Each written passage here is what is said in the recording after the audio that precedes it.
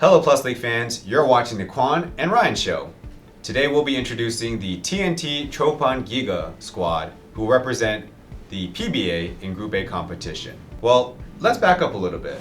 The PBA actually competes in 3 so-called conferences, which are like short-form tournaments that last for a number of months, which each have their own playoffs and each have their own champion. So TNT is actually one of those powerhouse teams who's won a number of those titles and which nodded them a spot in last year's EASL Championship week. Maybe we'll just put the results behind us. So heading into this new season, Kuan, what is the first thing that comes to your mind when it comes to the Chopan Giga?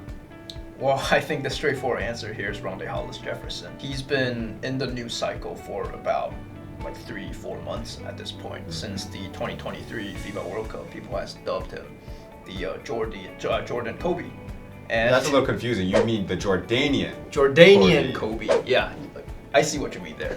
But yeah, I think this year he's a new import for the Giga, for TNT. I think, at least from the one game I've observed so far, TNT utilizes him as kind of like a heliocentric offense ball handler or finisher sort of guy.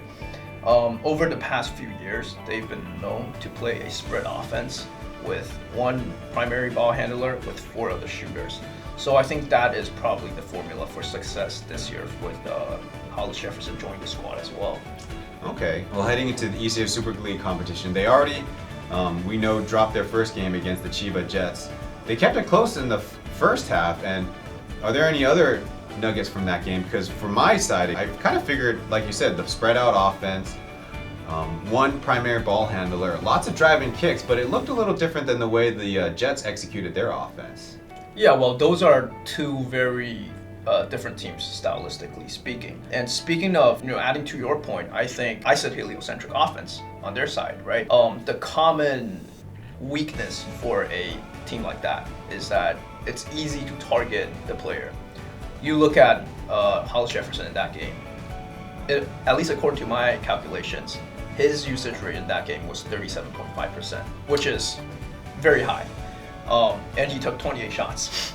So these 2 numbers are very evident to me that he is going to be the focal point. And once his driving kick ability, or his offense isn't going, it will be relatively easier to stop an offense like that that's singular-minded. I think that would be the thing to be on the lookout for. And I'll add that RHJ, he's only joined the team so far, maybe a few weeks. So it might also take them a little time to get things going a little bit. So I would be on the lookout for that personally. Sure.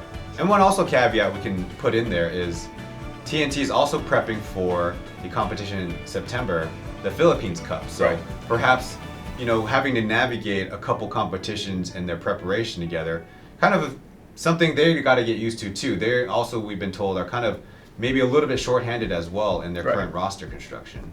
Right, so they're missing about 3 to 4 key rotational players right now. And I have another side note that's unrelated that I think should be on the lookout for as well. It's that they had a coaching change this year. So in the past few seasons, their head coach was Che Reyes, who is, like you said, known for his drive and kick offense and spread out offensive schemes. And this year, their new head coach is Jojo Lastimoso.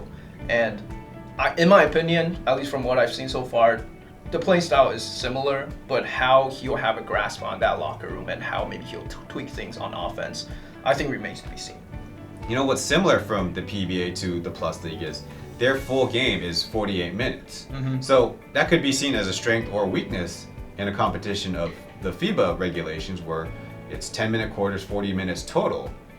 And therefore, you might think, okay, well, the boys are better rested, have more stamina, but also it can be tricky for the coach to figure out how to shorten their rotation, how to really get the most out of their guys on the floor without having, an extra minute or 2 for everyone to get in the flow of things. Right. So that could be also something to look out for from the Filipino teams who play in the EASL Super League competition.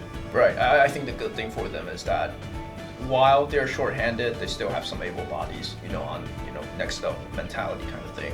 They still got Quincy Miller, and they also got Jason Castro, who is a former PBA MVP and just a Filipino legend in the tournament. So I think they should be okay. All right. Well, that'll do it for our introduction of the TNT Tropang Giga squad. Look forward to the next episode. Fans, be sure to like our videos, leave a comment, and subscribe to the channel. We'll see you in the next one.